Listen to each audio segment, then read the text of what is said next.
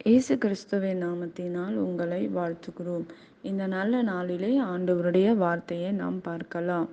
நீதிமொழிகள் 2ஆம் அதிகாரம் 11ஆம் வசனம். நல் யோசனை உன்னை காப்பாற்றும், புத்தி உன்னை பாதுகாக்கும்.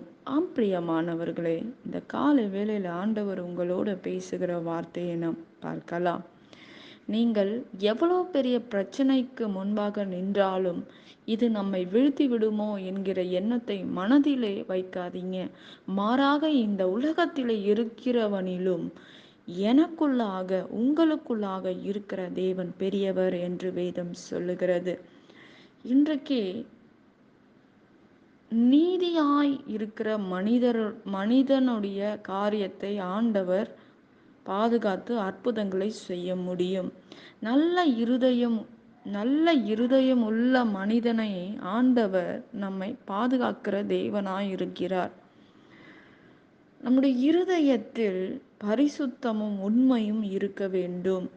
ஒரு மனிதனுடைய வாழ்க்கையில் தாறுமாறான பேச்சுகள், உண்மை இல்லாத ஒரு வாழ்க்கை, நீதி இல்லாத ஒரு வாழ்க்கையை நாம் வாழ்ந்து கொண்டு இருந்தால் நம்முடைய வாழ்க்கையில் ஆண்டவர் பாதுகாக்க நம்மை முடியாது. சத்ரு தான் நம் உள்ளத்தில் இருந்து கிரியை செய்வான். சத்ரு பொல்லாத காரியங்களை கொண்டு வந்து கட்டப்பட்ட மனிதனைப் போல நாம் வாழ்ந்து கொண்டு இருக்கிறோம். பிரியமானவர்களே, இந்த கட்டுகளிலிருந்து நாம் எப்படி வெளியே வர முடியும் என்றால், நல்ல எண்ணங்கள், நல்ல யோசனைகள் நம்முடைய வாழ்க்கையில் இருக்க வேண்டும். உன் உன் கண்ணு வெளிச்சமாயிருந்தால் உன் சரீரம் ஆரோக்கியமாகவும் வெளிச்சமாகவும் இருக்கும். உன் கண் பொல்லாத காரியங்களை பார்த்தால் உன் சரீரம் இருட்டாக மாறிவிடும், உன் இருதயமும் இருட்டாக மாறிவிடும் என்று வேதம் சொல்லுகிறது. பிரியமானவர்களே, இன்றைக்கு நம்முடைய வாழ்க்கையில் புத்தி உன்னை பாதுகாக்கும் என்று வேதம் சொல்லுகிறது. இன்றைக்கு நம்முடைய வாழ்க்கையில் உண்மையுள்ள காரியங்கள் நம்ம வாழ்க்கையில் நடக்கும்போது கர்த்தர் நம்மை பாதுகாக்கிற தேவனாய் இருக்கிறார். பிரியமானவர்களே, நிச்சயமாக ஆண்டவர் நம்முடைய வாழ்க்கையில் அற்புதங்களை செய்கிற தேவனாய் இருக்கிறார். இன்றைக்கு நம்முடைய வாழ்க்கையில் உண்மை உள்ள மனுஷன் பரிபூரணத்தை அடைவான் என்று வேதம் சொல்லுகிறது. இன்றைக்கு நம்முடைய இருதயத்தில் உண்மையாக இருக்கிறோமா, இல்லை தாறுமாறான வாழ்க்கை, பொய்யான வாழ்க்கை நீ வாழ்ந்து கொண்டு இருந்தால் நன்மைகளையும் ஆசீர்வாதங்களையும் ஆண்டவர் நம்மை பாதுகாக்க முடியாது. வசனம் சொல்லலாம், நீ ஒரு பொல்லாத வழியில நீ வாழ்ந்து கொண்டு இருக்கிற போது கர்த்தர் உனக்கு அதிசயங்களை செய்வார். நீ பாவம் செய்கிற காரியங்களுக்கு ஆண்டவர் அதிசயம் செய்வாரா? உங்களுக்கு செய்ய முடியாது. பொல்லாத வழிகள், இருதயத்தில் பொல்லாத சிந்தனை உள்ளவர்களாய் இருக்கிற உங்களுக்கு உங்கள் துக்கம் எல்லாம் சந்தோஷமாக கர்த்தர் வாக்குத்தத்தம், ஆண்டவர் எனக்கு இப்படிப்பட்ட வாக்குத்தத்தங்களை கொடுக்கிறார் என்று சொல்லலாம். அந்த வாக்குத்தத்தங்களுக்கு நீ உண்மை உள்ளவனாய் இருக்க வேண்டும். அந்த வாக்குத்தத்தம் காரியத்துக்கு நீ பரிசுத்தம் உள்ளவனாய் இருக்க வேண்டும். எத்தனையோ தேவ மனிதர்கள் வேதத்தில் பார்க்கிறோம், வாக்குத்தத்தங்களை ஆண்டவர் கொடுக்கிறார். அவைகளுக்கு உண்மை உள்ளவர்களாய் இருந்தால் மாத்திரம்தான் சுதந்திரித்து கொள்ள முடியும் என்பது வேதத்தில் நாம் பார்க்கிறோம். பிரியமானவர்களே, இன்றைக்கு நம்முடைய வாழ்க்கையில் மாறாக இந்த உலகத்தில் இருக்கிறவர்களை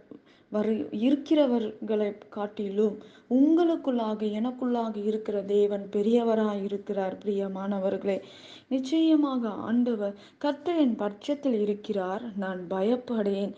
ஆண்டவர் என் கூட இருக்கிறார். ஏசப்பா உங்க கூட இருந்தால், ஏன் கூட இருந்தால் இருக்குமானால் நாம் எப்படிப்பட்டவர்களாய் இருக்க வேண்டும்? நல் யோசனை உள்ளவர்களாய் இருக்க வேண்டும். நல்ல இருதயம் படைத்தவர்களாக நாம் வாழ வேண்டும். பிரியமானவர்களே, அப்படிப்பட்ட காரியங்கள் நம்முடைய வாழ்க்கையில் இருக்குமானால் ஆண்டவர் கர்த்தர் நம் பட்சத்தில் இருப்பார். கர்த்தர் பெரிய காரியங்களை செய்வார். அவருடைய கரம் குறுகி போகவில்லை என்று வேதம் சொல்லுகிறது. இந்த நாட்களிலே இந்த பிரச்சனை என்னை என்ன செய்யும் என்கிற எண்ணத்தை மனதிலே வையுங்கள். உங்கள் வாழ்க்கையில் வீசிக்கொண்டிருக்கிற பெருங்காற்றும் கொந்தளிப்பும் கர்த்தர் உங்களை தப்புவிக்க அவர் வல்லவராய் இருக்கிறார் என்பதை மறந்து விடாதீங்க பிரியமானவர்களே. கைமீறி போன பிரச்சனையாக இருந்தாலும் கர்த்தர் உங்களை ஒரு இடத்தில் கூட தலகுனிந்து நிற்க விட மாட்டார். உங்கள் எதிரிகள் பிசாசின் கண்களுக்கு முன்பாக கர்த்தர் உங்களை மேன்மைப்படுத்துவார். அவர் எல்லாவற்றையும் ஆண்டவர் செய்து முடிப்பார் என்று வேதம் சொல்லுகிறது. இன்றைக்கு நம்முடைய வாழ்க்கையில் இயற்கைக்கு அப்பாற்பட்ட காரியங்கள் செய்ய வேண்டுமா? உங்கள் ஜெபங்களுக்கு பதில் தர வேண்டுமா? உங்கள் இருதயம் சுத்தமுள்ளவைகளா இருக்க வேண்டும். சுத்த இருதயம் உள்ளவர்கள் பாக்கியவான்கள் என்று வேதம் சொல்லுகிறது.